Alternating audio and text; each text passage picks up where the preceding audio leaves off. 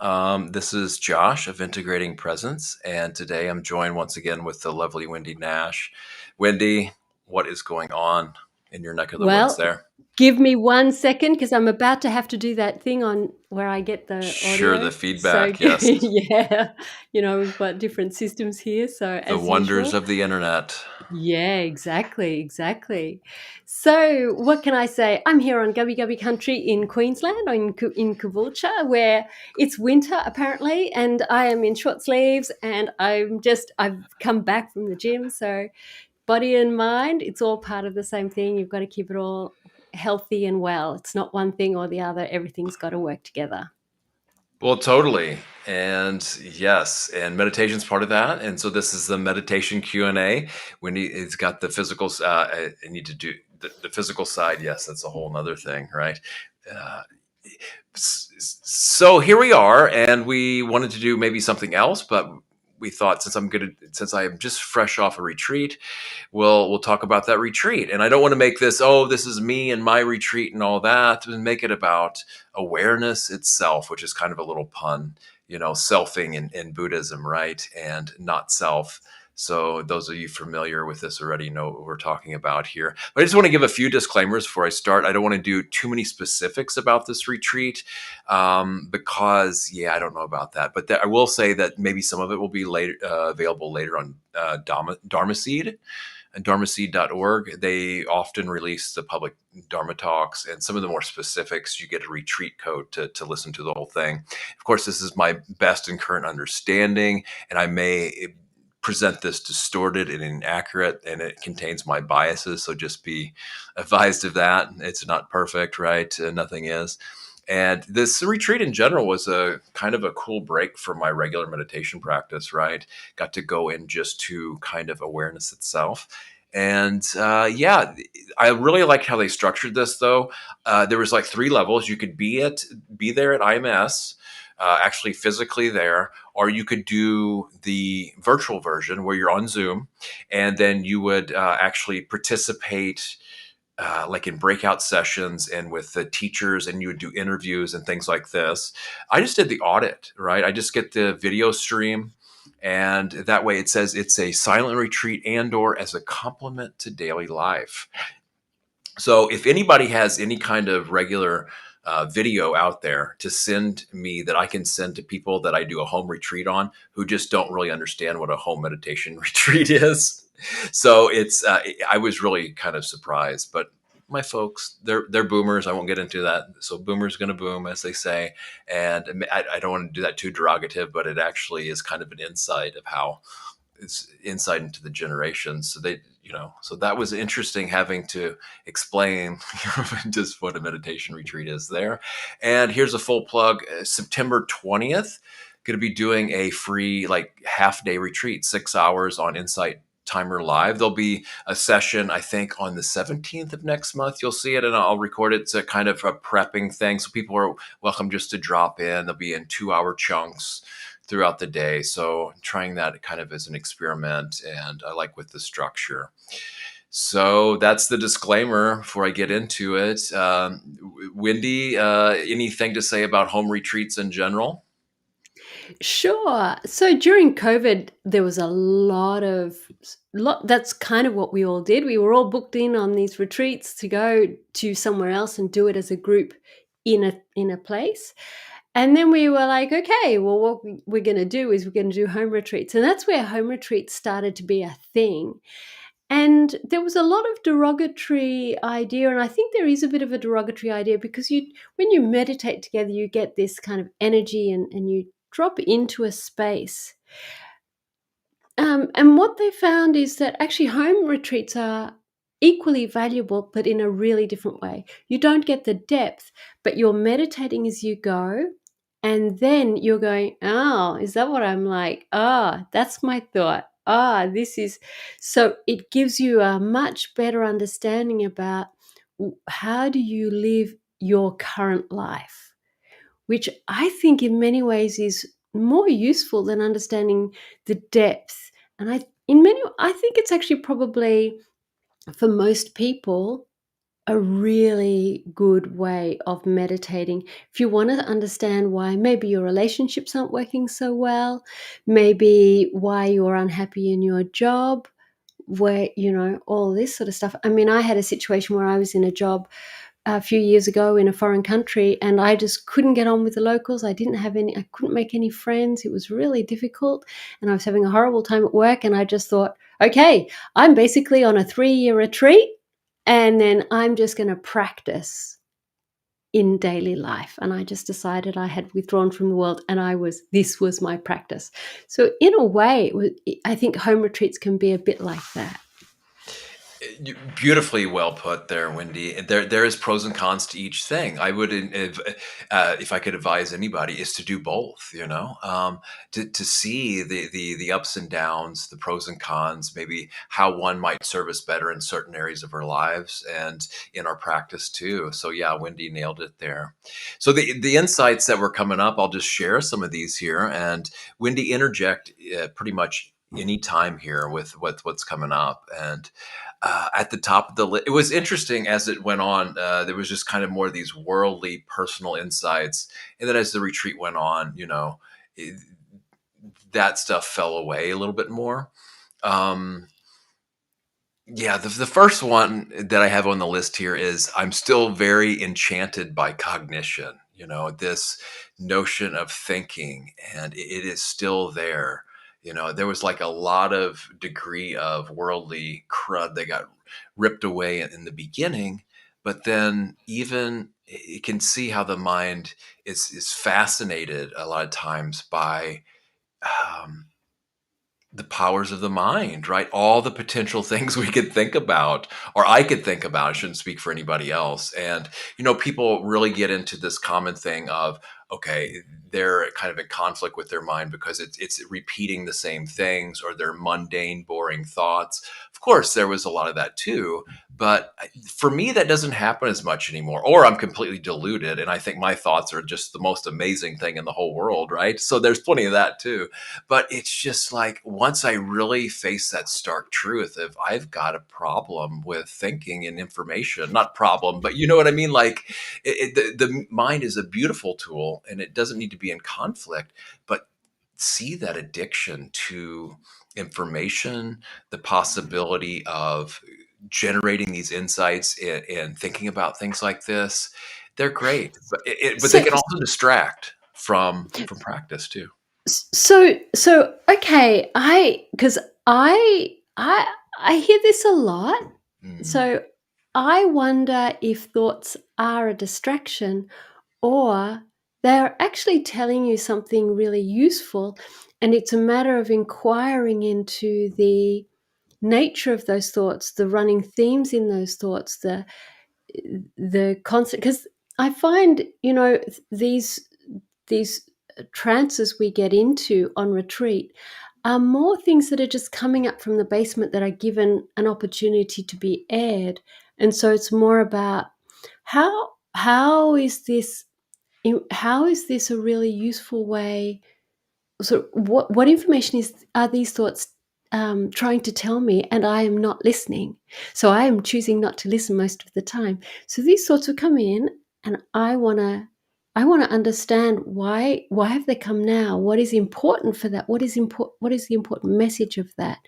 So I don't ever see them as a distraction, but a kind of really useful thing for me to know, like that nagging little thought. Well, there's something really important here, actually. Totally, and I agree. Let me preface this or add a little, clarify a little bit. So those will come up, and those are great insights. Those are like, wow. It's when then I think that okay, this is what it's all about.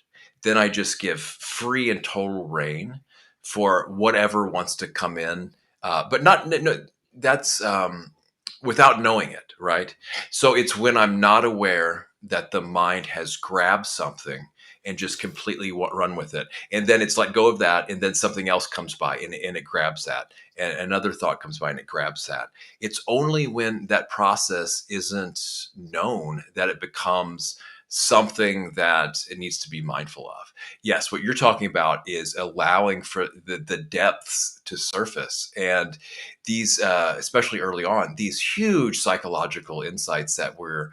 Um, that I wasn't even aware of, right? I mean, it was just one after the other, like, wow, how could I have not seen that? Or, wow, I totally forgot about that. Or now I can put the dots are being connected. So it's like, where is the middle ground for this to allow these without needing to fight them, without needing to put them on a pedestal, though, or without having to tear them down and be in conflict? So what some of the strategies is, you can just say not now, but then you actually have, or not you, then I have to actually give myself the time aside to allow for that to happen. And I think maybe this is where I need a contemplation practice and a meditation practice. And I don't think they have to be strict all the time, but actually, as long as this is all seen and known, it is what it is. So, any follow-ups?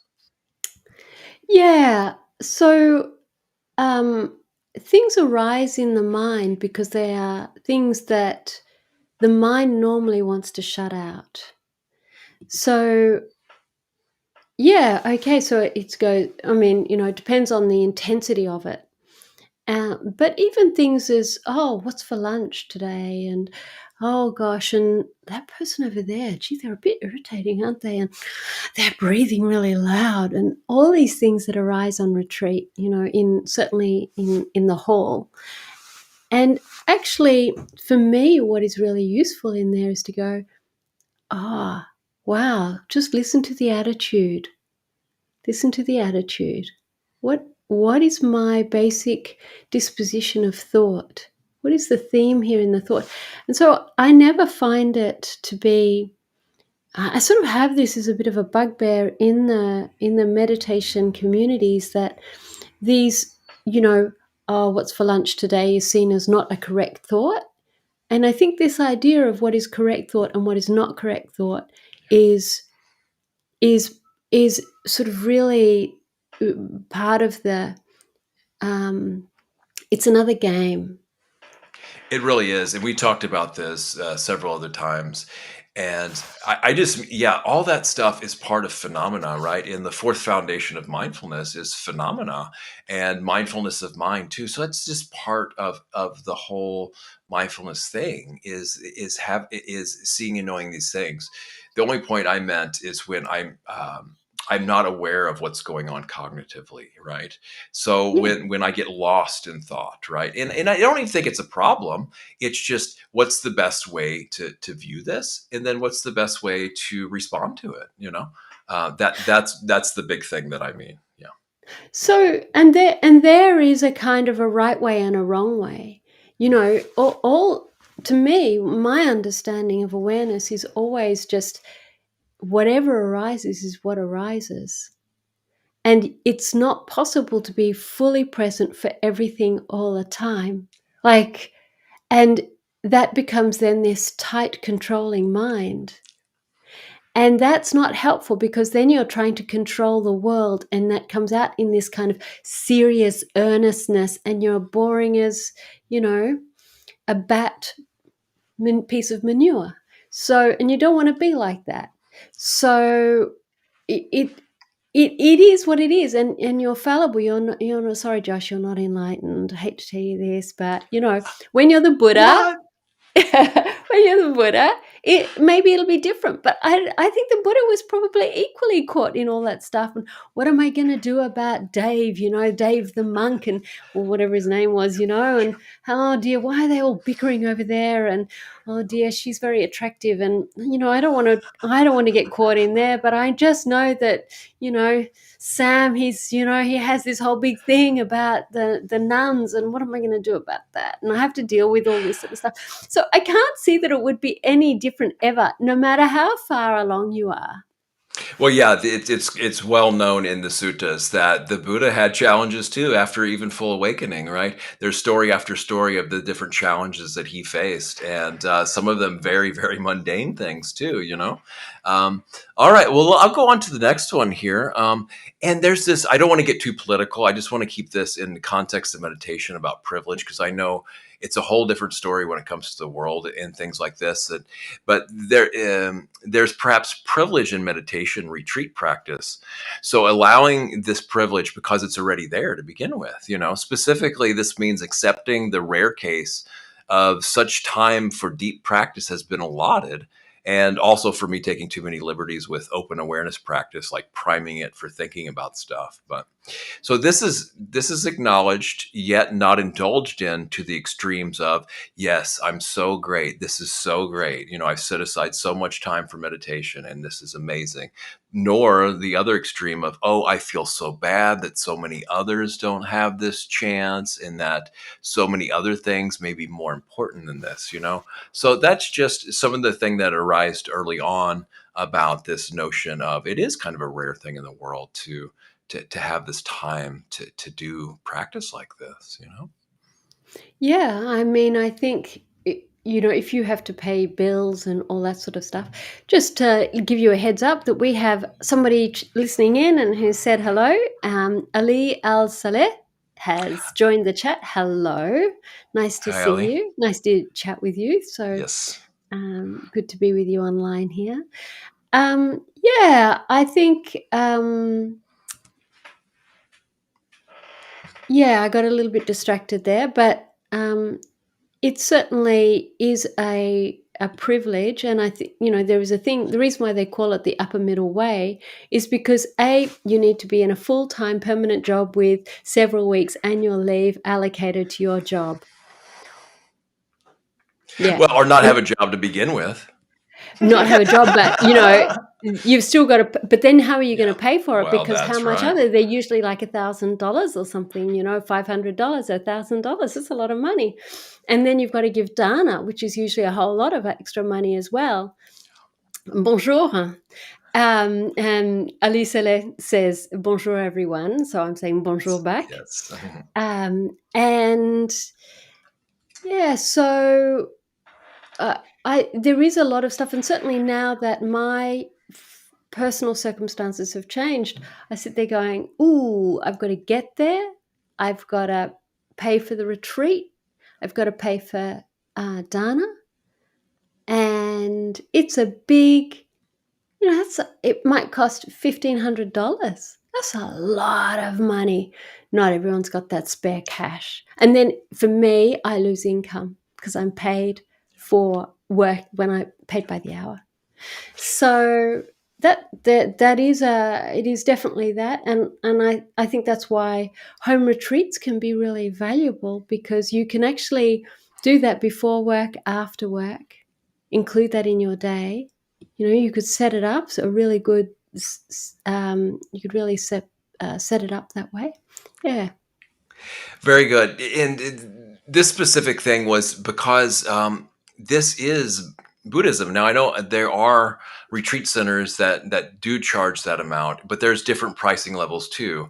And be just full disclosure here, since my income is basically based on donations, and I don't have a huge amount of income, and there was an auditing option, so I pretty much got this next to nothing, but with the dana and the Thai forest tradition, they work in this way too. You come from generosity, and there is no, if you want to be a lay resident there, it's free. I mean, you exchange, or not exchange, I shouldn't say that, but there's certain tasks that the monastery needs to run, but the room and board is provided, and everything is done out of generosity of one's heart and giving. But I get it when it comes to the world and outside of things like this with retreat centers. So yeah, money is a whole other thing. There's pros and cons to having these different tiers. There's pros and cons to charging a flat fee.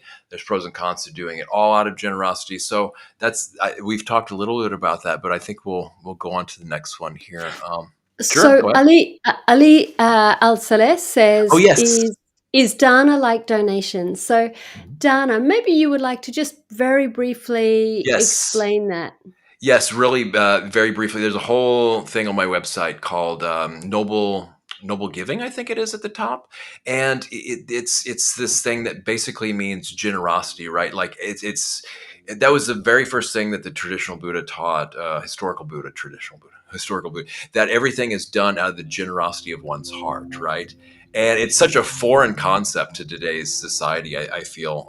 And Wendy, you jump in here to fine tune this, but it's this notion of giving. You pay attention to the intent before you give, or how you feel before you give, how you feel while you're giving, and then how you feel after you give. And so it brightens the heart of the giver and that of receiving. So a lot of dana also is receiving. Some people have a hard time receiving as well. Mm. So it comes from the generosity of the heart. It's a whole different monetary model, and it's worked like in Burma and Thailand quite a bit for a long, long time, and it is the antidote to greed. It is there's so much greed in the world, and the antidote is generosity.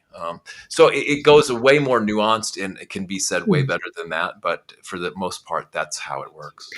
I just want to add in there something that just Yeah. to contribute to that is that it's to do with your heart state.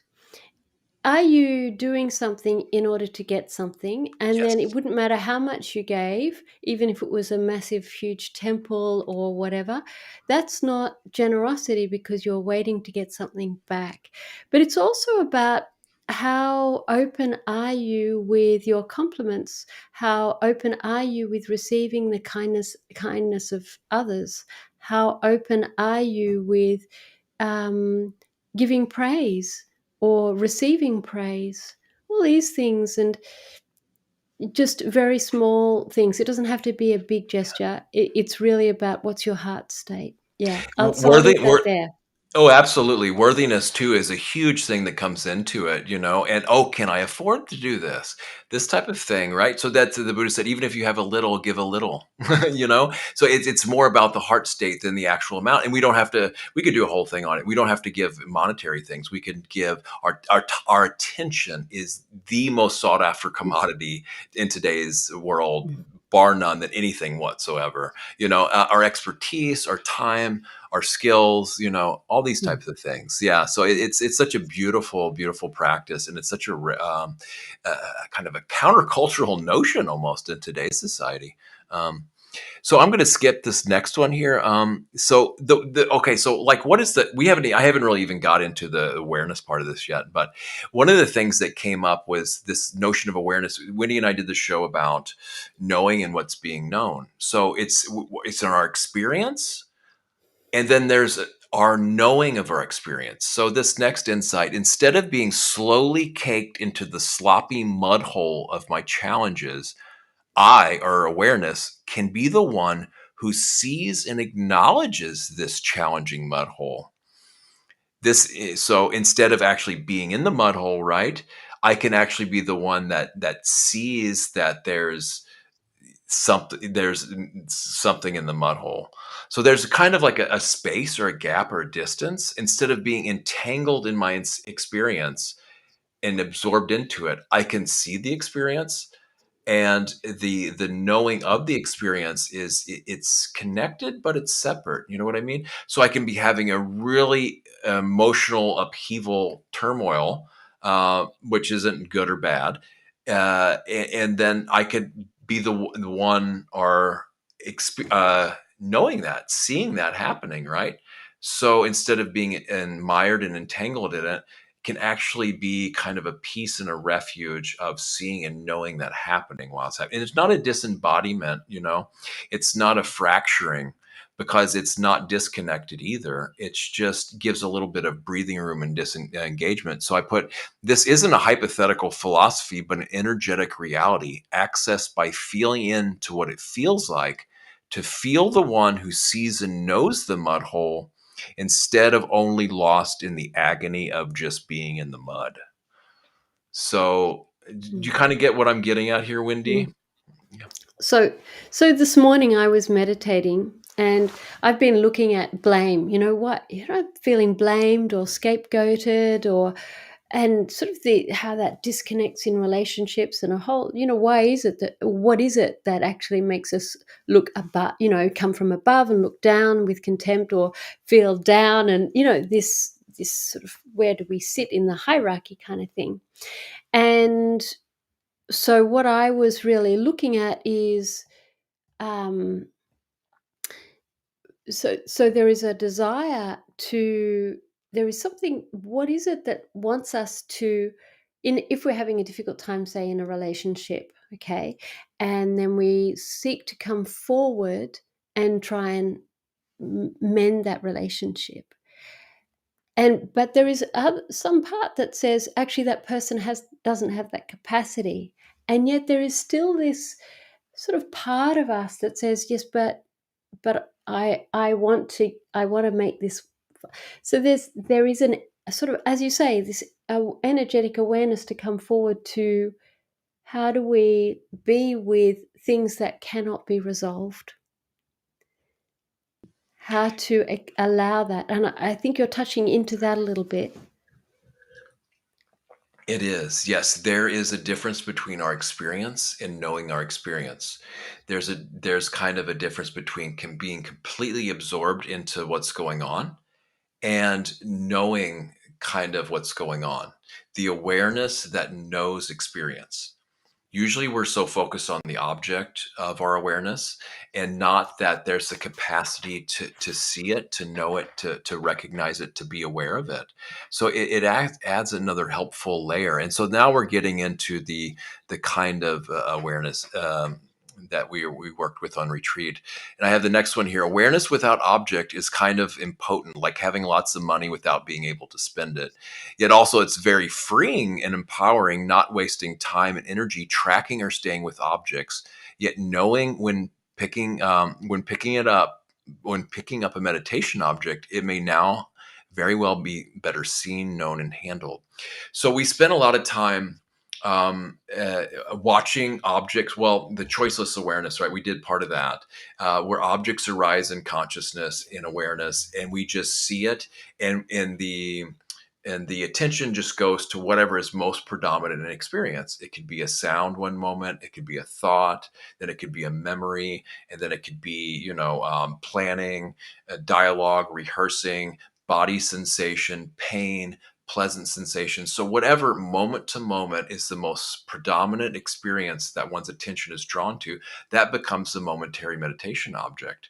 So we went into that, and then we transitioned into just sitting back and resting in that awareness that it kind of lies behind our experience, right? Mm. Because there's the meditation object of the breath, but there's also the knowing of the breath. So instead of Mm. focusing on the object, it's more of resting in this awareness. That was used a lot. Yeah.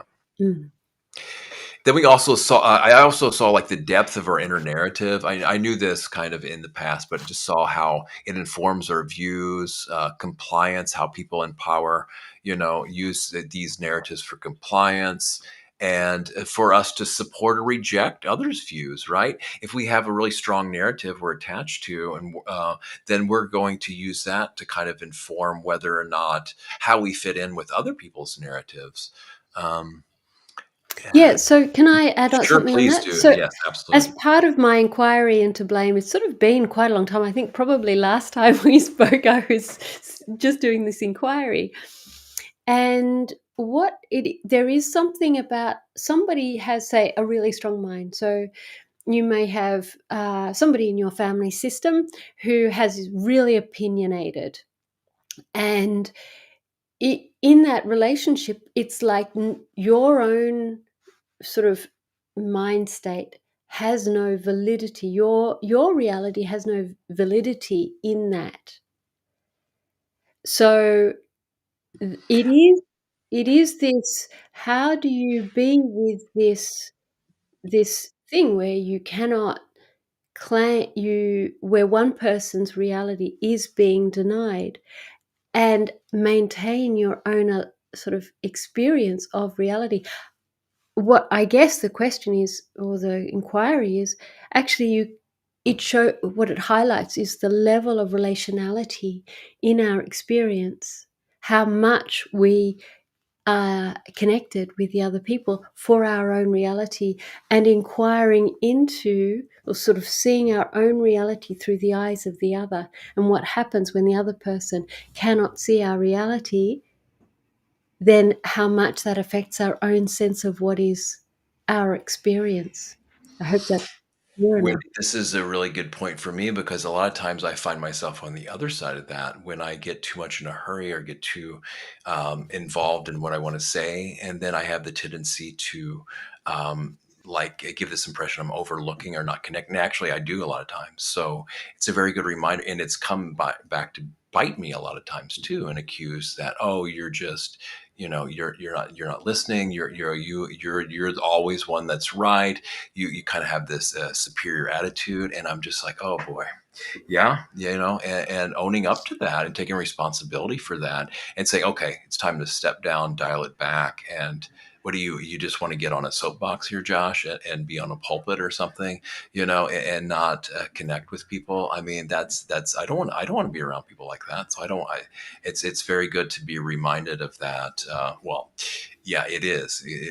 Sometimes it's not pleasant, but it's definitely needed. So yeah, So, so going back to your thing before, we were talking a little bit about the knowing and the knower, and I actually wanted to talk about that experience of being the knower in that what you just described there, where this is my opinion and I'm right and this is how it is. That experience of being the knower, I know what's right here. That's what I was trying to draw out in that conversation. And because I found myself doing it yesterday, and it takes over, and it's an awful experience for the other person to live with, to feel into. And it's awful when I realize I have just squished another person like a little fly, as I walk, a little ant on the footpath. I'm sort of squishing them. It's awful. it is, and we when we did our other show, I think it's really helpful to maybe sometimes instead of knowing in the known to like noticing, observing, awareness. Acknowledgement is a lovely, great word for compassion practice too. So I'll just go on here. The vast high level worldly awareness. Seemingly reserved for intelligence communities who claim to be better equipped to handle what awareness might know and who might perhaps work to reserve or restrict awareness in addition to deciding what is allowed to be known by the public. So basically what I'm saying there is, these intel agencies, I mean, of course, things need to be classified, right? We don't want nuclear weapons secrets out there. But basically they're saying, okay, if you need to know this, we'll decide if you need to know this or not, which, there's pros and cons to that. But there also seems to be potentially an incentive for them to actually look at awareness itself, dumbing down of awareness and what we can possibly be conscious of. I won't go into specifics on that, but if that is the case, what impact, direct or indirect, does this have on societies?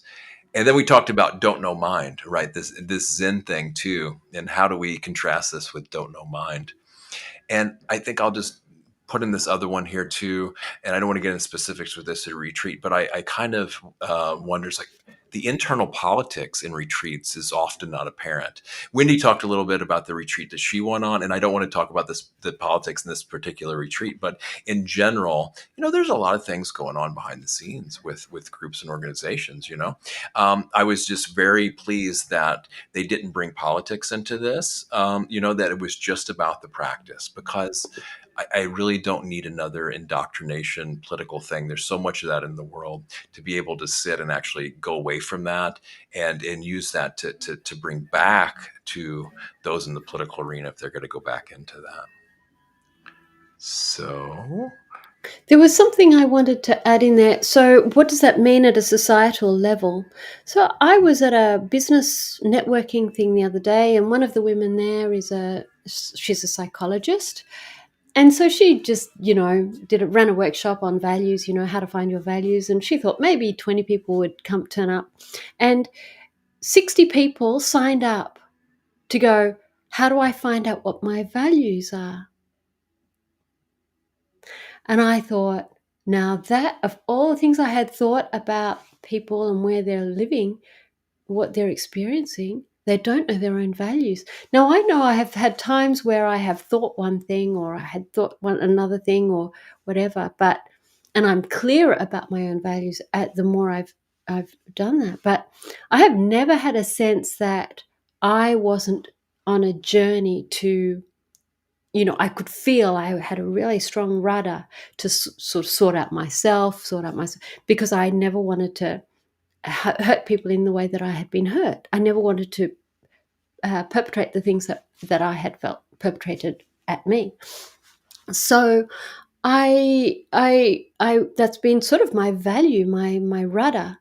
So the idea that I wouldn't even know what that is, I'm going, how can you live your life with that? And I think as people, they get up, and what we do, we get up, we have breakfast, we go to a job, we've got the kids, we've got our marriage, we watch the telly, we've got our friends, we've got our families, and we've got rent, and we've got buying house and food and diet, and how do we look, how do we say, how do we interact, how do our relationships, and what should I do, and here we are. And it's very in this sort of immediate narrow space rather than this depth space, I would say, of meaningfulness. And so, to answer, maybe that's not where you're wanting to go, but I thought that was a very interesting perspective to go. There were 60 people in, and I don't live in a big city. I live on the edge of a town. I live on the edge of a city, and people who come here are the people who live here. 60 people in a small town wanted to know, what are my values? Well, it is really bittersweet what you say, Wendy. So on one hand, it's kind of a downer and sad that's like that, right? And it's so admirable. I mean, my heart just leaps up and sings and warms when I hear what you say, because there's so many, let's just call bully, victim, hero programs out there, right? There's the bully that victimizes, and then a lot of times the victim will go on to bully again. It's a vicious cycle, looking for the hero to save them. And you said enough. That's the only way out of those cycles, is to say enough. I'm gonna stop. I'm gonna stop this. I don't need a hero, and I'm just gonna not gonna turn around and be the bully again. This. I'm gonna deal with this, and that personal responsibility is so empowering and so needed in so many areas of life. So I can't really compliment that enough. It's so needed right now. And at the same time, these people, they for the most part, in the Buddhist, it's called uninstructed worldling, right? They just go with the programs of the world. They're blown around by the worldly winds. They haven't been instructed on these things, and so they'll just do whatever program's been given them.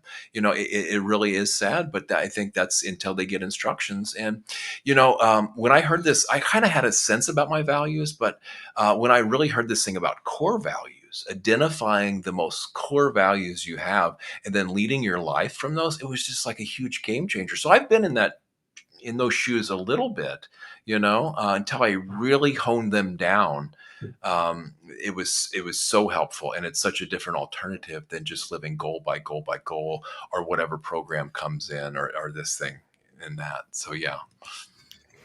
Just a sec. We've got Alice Alisala has said, maybe actually, Ali or Ali, if you Mhm. could write out how I should say your name so that I say that your name is correct.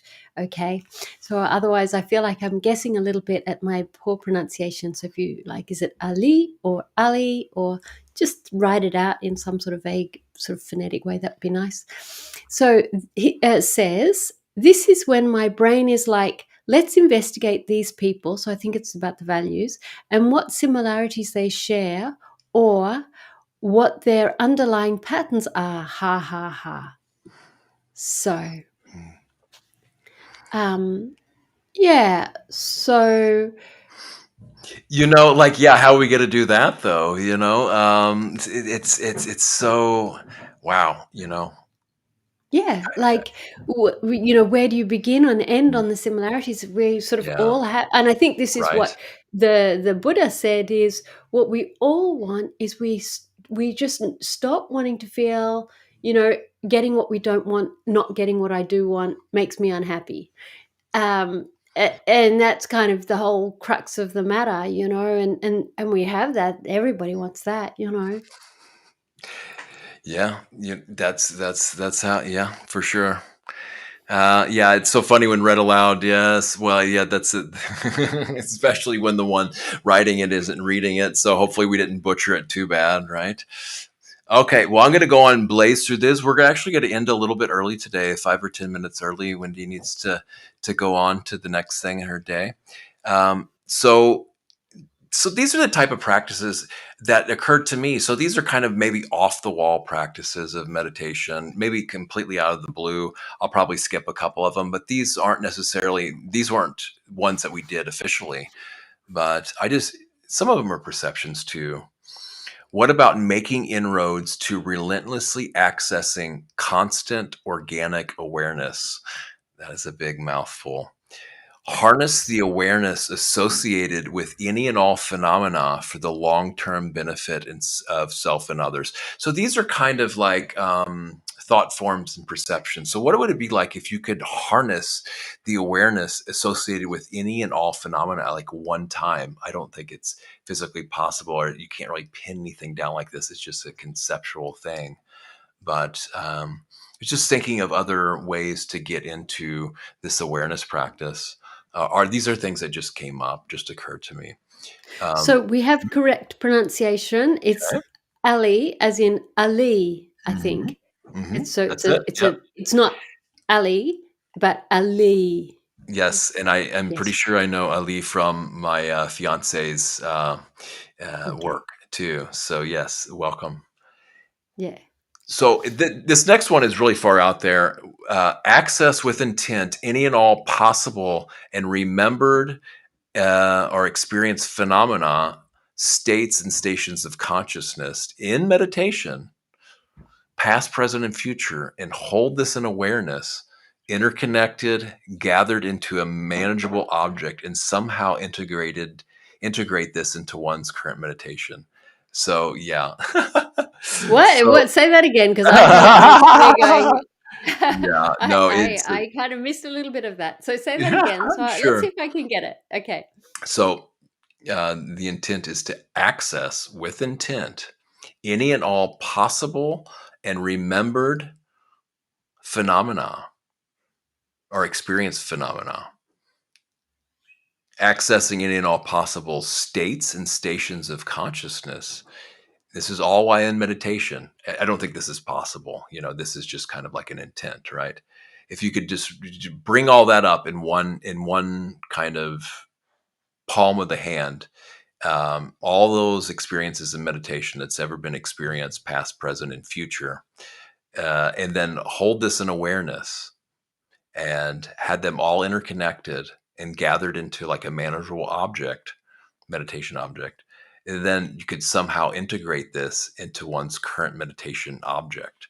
So, yeah, so these are very abstract, subtle sankara fabrications, constructions of consciousness that aren't really possible. You can't really sit there, okay, am I doing this? Duh, duh, duh, duh.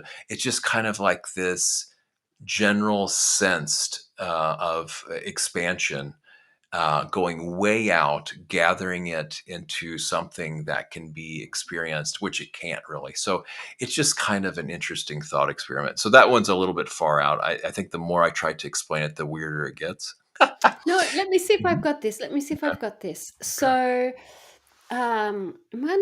if I've understood what you're saying is there is a level of awareness where we have, where we are all knowing of all things, and in which case, to me, that sounds closer to a near-death experience. My life flashed before It's my not eyes. necessarily that's omnipotence, but it's not or all knowing. It's not necessarily that. Actually, this is just within everything that we've ever meditated, everything that's happened during all of our past meditations, and maybe if we could know everything that would be possible in our future meditations, which it's getting close to it, but not quite there. You know what I mean? There is apparently, I was listening to something overnight, and there is a movie coming out, and she has some mushrooms, and she goes on this, trip, and we are not condoning this behavior in any way, shape, or form, and it's hallucinogenic and illegal and various things. So absolutely no Plus, fun there. you can access way more expanded states in more stable and healthy beneficial states of meditation, by the way. Yeah, but it's a movie, and what she does is she goes on this trip, and she sees her future self as an old woman, and then that sort of like they have this dialogue. I haven't seen it, so it was just interesting to think. Well, if you were in your future self looking now, and now looking at your future self, it reminded me a little bit of that, but perhaps I'm really wrong. No, no, that's fair. And they talk in meditation circles, and like Ali just said, it's like accessing a library and reading all the books at the same time. Kind of the one. I think Tara Brach has this exercise where you access your future self, you access your future wisdom, right? Or you access all your spiritual allies. If you gather like all the people you respect, your mentors, different figures in history, if you could just kind of feel into them and get their wisdom, it doesn't have to be spoken or seen so much. It's kind of an imaginatory exercise.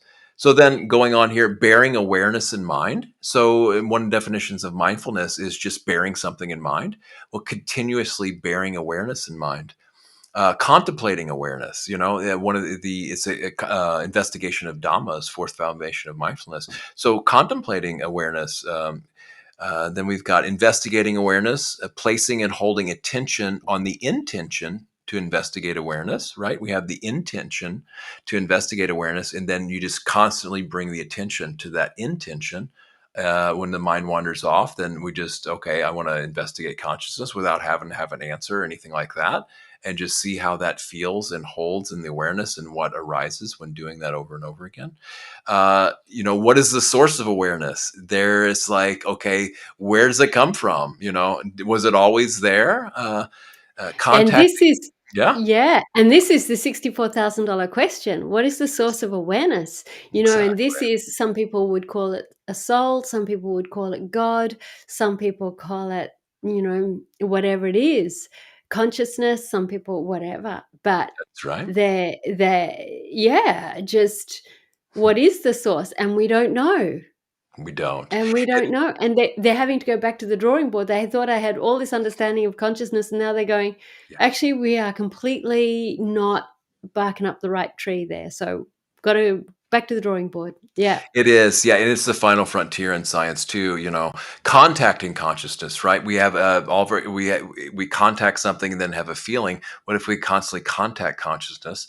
Light of awareness. Awareness is often known of you light up a room and then you can see what it is. What is the notions of light with it? And then, but I discovered this walking method, continuous, rhythmic, soothing walking meditation with or without keeping an intent in mind. So I was doing something different. I was just walking in a way that felt really good and rhythmic and relaxing. I mean, not, oh, I'm over exaggerating here, but focusing more on just, okay, keeping a rhythm going, and then going with an intent in mind, holding an intent in mind. All right, so I'm going to blaze through some of these questions. I can't go probably through them all, but I want to go. What is the right effort for whatever type of awareness practice is undertaken? And then we as humans receive so much teaching and conditioning, especially in the West, to trust sleep and oblivion. Just put it that way. How do we learn to trust awakening and awakened awareness, though?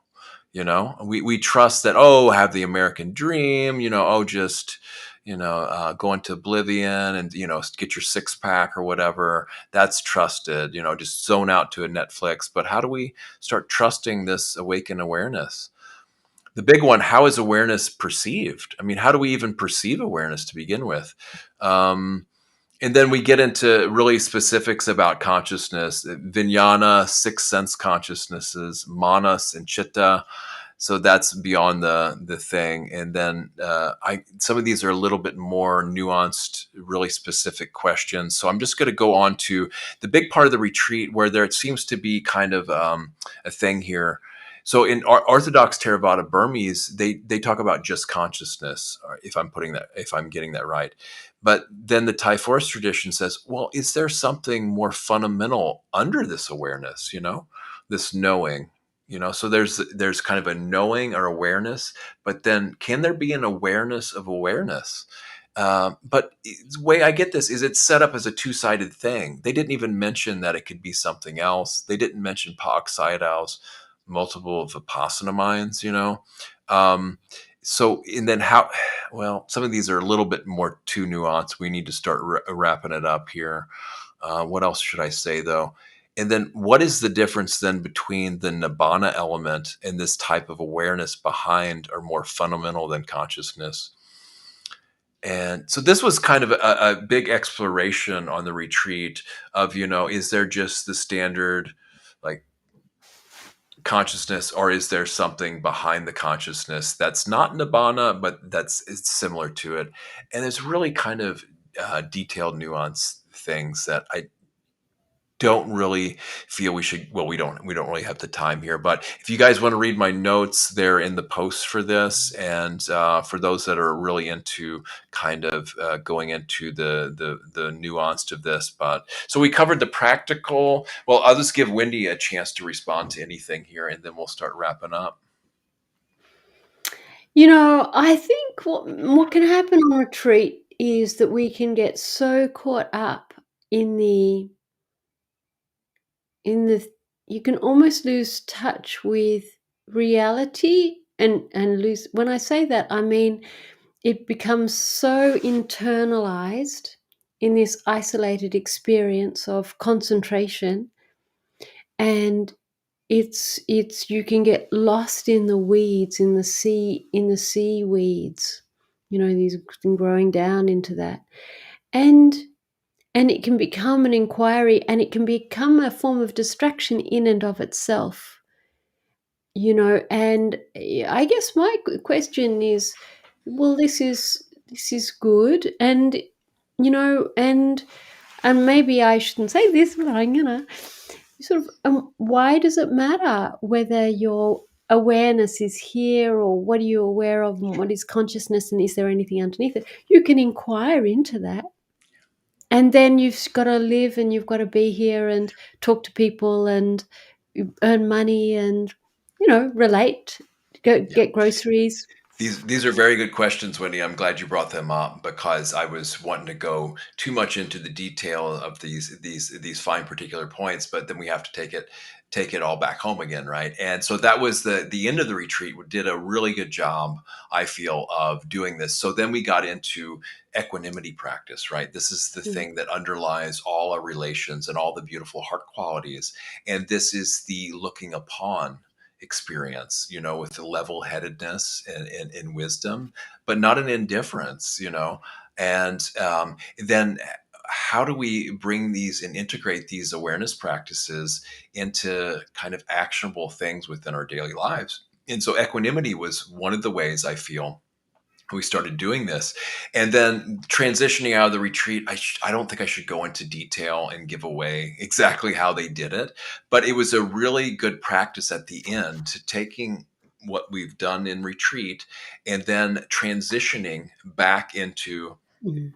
daily life. So there was a whole reintegration process into this. And I'm so glad you brought this up. And it's just as you talked about psychedelics too, those people that do that, where they really, I think, go south a lot of times is not integrating the experience. And then people try to reach the peak experience, or they don't know how to go back Mm. and do it properly. So it is of utmost importance. Like, what do we do with this now? How is this going to help us? And like I said earlier, the practical part of this is that we can rest in awareness, right? And we can use this a more kind of awareness of what's going on. And we can never have too much mindfulness and awareness. So it trains a different part of our attentional process too, I feel.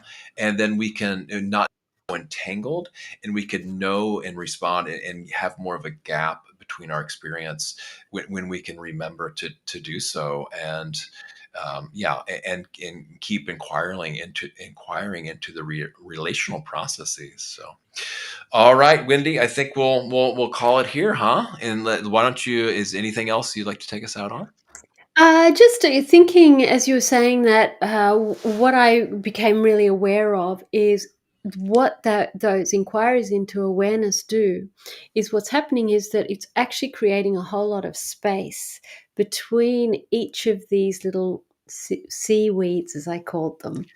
And I grew up by the ocean, by the way.